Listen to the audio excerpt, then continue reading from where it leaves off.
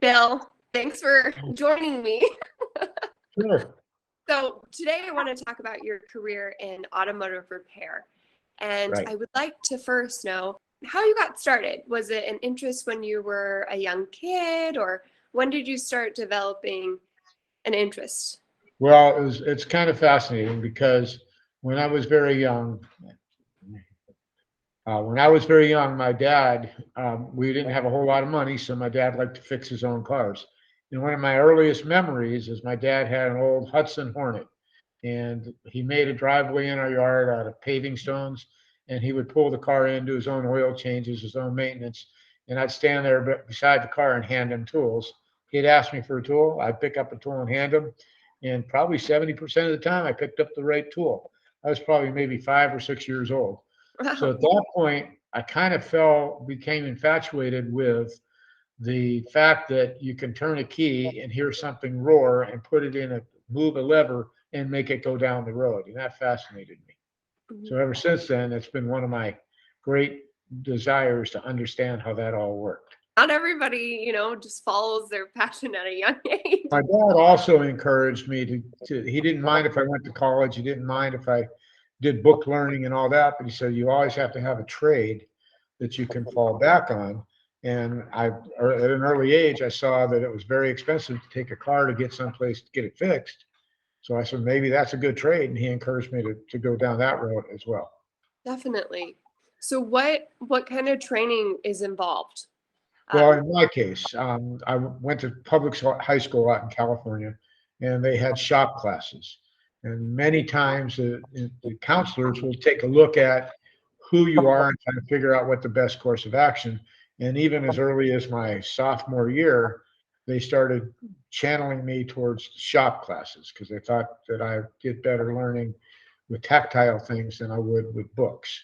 At that age, I didn't think reading was very practical. It didn't make sense. You had to sit too still to do reading. So in high school, I started taking shop classes. My junior year, started taking automotive. And of course, I was a fat kid with curly hair and glasses. So in order to impress the women, I had to have a cool car. So cool cars became the thing to get a girlfriend. oh, okay. I wasn't very good at sports and I wasn't dashingly handsome. So a cool car was the next best thing. That's I took high school auto shop okay. and I was recruited to Fullerton Community College. They had a automotive program there with an associate's degree.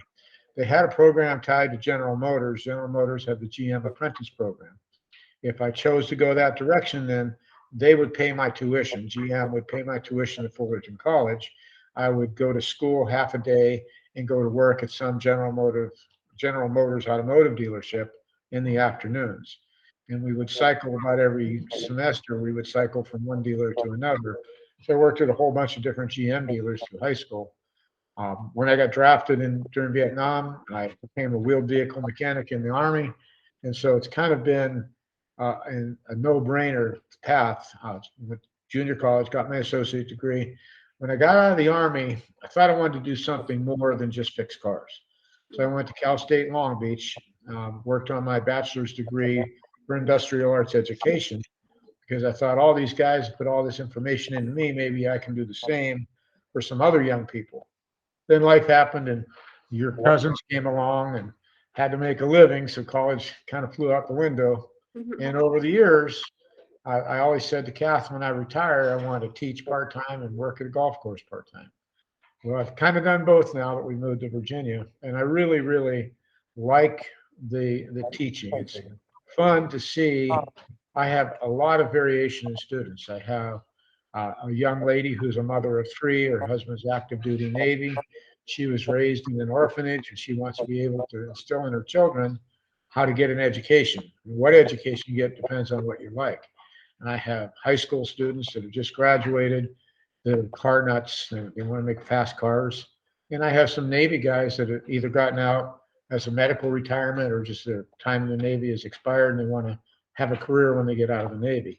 So it's interesting to see people understand how you can dig up a bunch of iron ore from the ground, take rubber sap from a tree, mix it all together and drive it at 80 miles an hour down the highway. So that's always been fascinating. That's kind of the education Now, I would really encourage people that want to get into this business to do at least an associate's degree or technical school to get the fundamentals down, particularly lately with the advent of electronics in cars. Average car now, average new car, 2013, 2014. My wife's 2016 has 6 different computers in it. So understanding electronics makes it a lot easier to do these repairs because they're all electronically controlled now. So education becomes important. Get the fundamentals out, and then you can kind of add flavor to the fundamentals. Right. I mean, we talked a little bit earlier that you've done all kinds of careers or job titles, even in the automotive repair. So, what are some of them? What have you? So early on, of course, I was what we call a line technician. Every shop has a structure where they have the actual technicians. They can have various levels. The entry level technician is usually a maintenance technician, does oil changes, tire rotations, tire repairs, the minor stuff. And then as you get more training and more certificates, you move up and become a B level tech, where you're doing the general maintenance repair stuff. Then you move on to be an A tech, and the A techs are the fellows who do the heavy duty diagnostics, the engine rebuilds, the real complicated stuff. So I've been at all 3 of those levels. At one point, I was partners in a series of precision tune shops, franchise automotive repair. I've been a service manager in a dealership. I've worked in the parts department. I've worked in a body shop for a little while. So pretty much every aspect of automotive repair I've been involved with. Is there a certain area was more difficult or frustrating for you? The most frustrating part was when I was in management because trying to interpret customers' needs, help them understand why they have to spend $600 on their car. They don't think that's fair. So I think the most frustrating part is the relationship between the business and the customers. And everybody I've talked to, including your dad, says the same thing. Doing the job, as your dad was a doctor, doing the job of a technician or a shop is not the hard part. The hard part is administering that job. Mhm. So yeah, I found it much easier. In the industry, we call it turning wrenches.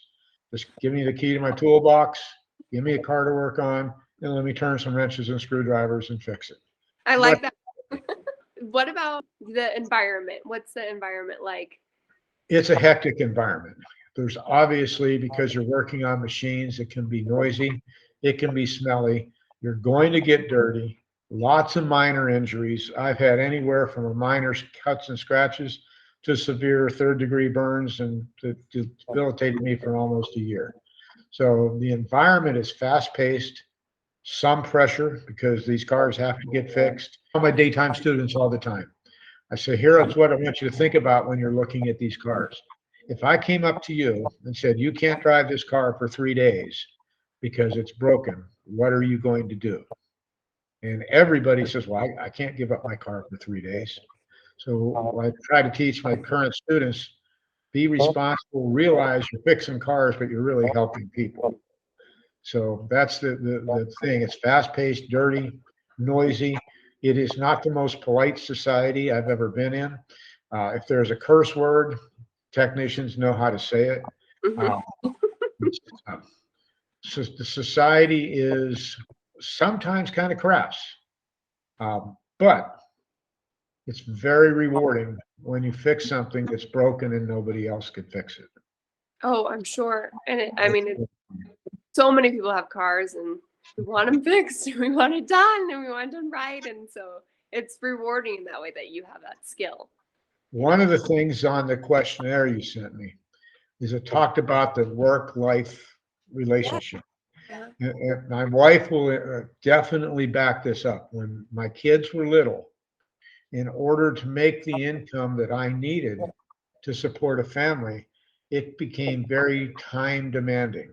When Okay. you're fixing somebody's car and your shop closes at 5 o'clock, you're not necessarily done at 5 o'clock. You're going to stay and finish that car so that customer can pick it up at night.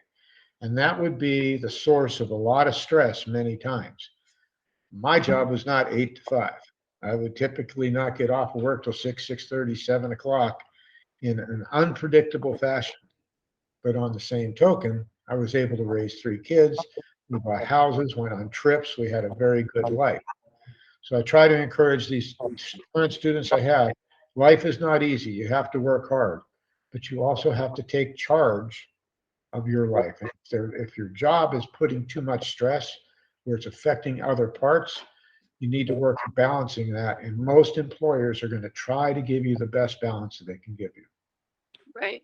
Is the car industry pretty flexible with things like that? Are they?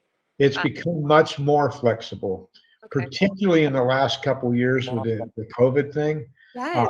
because we are very short on technicians. Right now, every student we graduate, I have 10 students in this class. Our current enrollment for this particular, we do 5-week modules, but at this particular module, we have 250 students, and every one of them has a job offer when they're done. Wow. So the industry has stretched from being a 9 to 6 or 8 to 6 industry. Many of the dealerships are open till 9 o'clock at night. Some of them are open Saturdays, a few of them are even open Sundays. So the ability to be a flexible schedule is becoming more and more improved. Independent shops, there's the chain shops. For example, Firestone, Goodyear, all those tire stores that are all around, they typically have a lot of hours and they can't, by state law, work their technicians more than 40 or 50 hours a week. So they have to hire more people and offer more flexible schedule. And a lot of them you'll work 4 days on and 3 days off and then switch over to a weekend schedule. So they do a lot of moving back and forth. So there's a lot of schedule changing happening now that didn't happen back in the 70s and 80s. So it's becoming a more adjustable job. I know with COVID, we've lost a lot of jobs in all fields, but was there a shortage of technicians before? There was a slight shortage before, Okay. but now, especially where we live in Virginia Beach, which is a hub for the Navy. It's the largest Navy base in the United States. So we have thousands and thousands of Navy people here. So we have a higher demand. People travel. There's, I think, 5 Navy bases, 2 Marine bases. There's all these different bases, and people travel all over to these different bases. So cars have become extremely important. Public transportation hasn't been able to keep up with that demand. So cars are extremely important. So the transportation industry is very strong right now. I don't see it changing. Some of the problems we're facing is, of course, the supply chain. New cars aren't available. I did a state inspection class today. 2 of my fellows work at a Chevrolet dealership that were there today, and they're not selling cars because there's nothing to sell. Mhm. They're selling a whole ton of used cars. Used cars mean more repairs before they go out. So there's a lot more work for the technicians to do. Job security, right? It is definitely job security. I don't see that changing for at least 10 more years. Back in 1969, I started at Fullerton Community College on the GM apprentice program. The first class I ever had was an automotive brake class. Before 1970, every car sold in the United States had drum brakes at all 4 wheels. You probably have never driven a car with drum brakes because they all have disc brakes now. I know that doesn't mean a lot to you, but it's a different type of braking stopping. Disc brakes are similar to a 10-speed bicycle where you grab the grabber on the handlebar and a pincher pinches the wheel. So that's kind of a disc brake. Drum brake is the old coaster brakes. When you push the pedal backwards, it expanded a shoe against the drum and stopped the bicycle. So back then, everything was drum brakes. They stopped the car better. They still stop the car better. The problem is they're subject to heat. They get hot, they stop working so well. So the federal government decided that they wanted all cars to have disc brakes. So because they are very, very resistant to heat fading and water fading. So this instructor stood up in front of class and goes, these new disc brakes, nobody's ever going to be able to fix them. They're going to ruin the automotive industry. They're terrible things.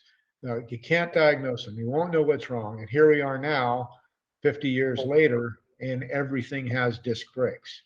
So a lot of people in the industry kind of poo-paw the electric car and say the electric car is not going to work, this, that, and the other thing. Well, one of the things I've learned is never say never. I think the electric car is here to stay. We're going to see a lot of improvements on it. Right now in your state, there's a fellow that's starting a business recycling automotive batteries from electric cars. Oh, interesting. So there's a whole lot of things going on. We are going to see constant change in the automotive repair industry. The most pressing change right now is the self-driving cars, the autonomous cars. Everybody thinks they're a long ways away. They are not a long way away. They are at our doorstep. Kathy and I went out in the spring. Last spring, we went out to Tahoe and we rented a Mazda SUV. And I'm driving down the highway and I drifted across the lane. The car shook real badly. Steering wheel jerked out of my hand and straightened itself out. Yeah. So we call that ADAS in the industry. And that is a huge diagnostic field that people have to learn because it's the next step to autonomous cars.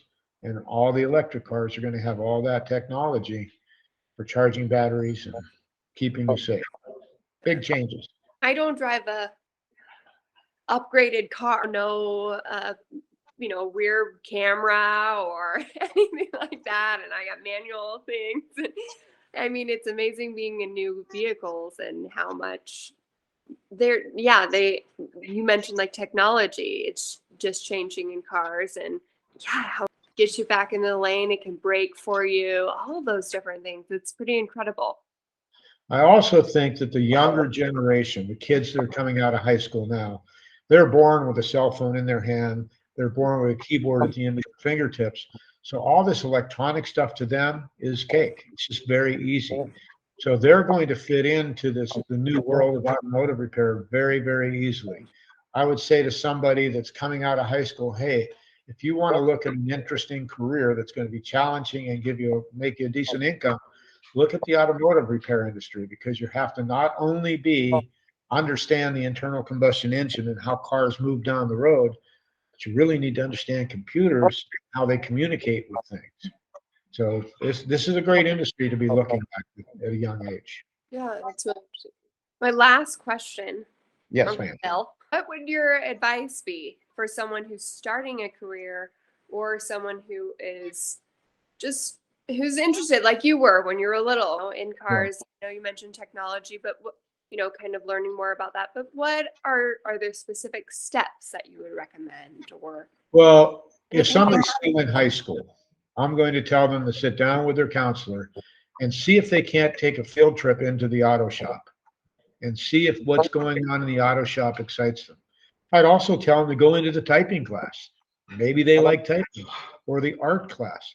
I think that schools now are starting to realize that funneling everybody into college is not the best answer.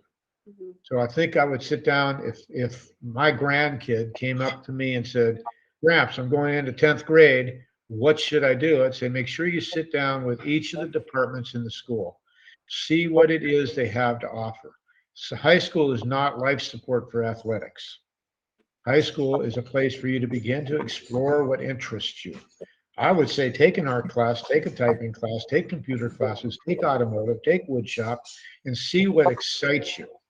Because you have to do something you don't mind waking up every morning and going to work. I want something that I am willing to get up when I don't want to get up in the morning.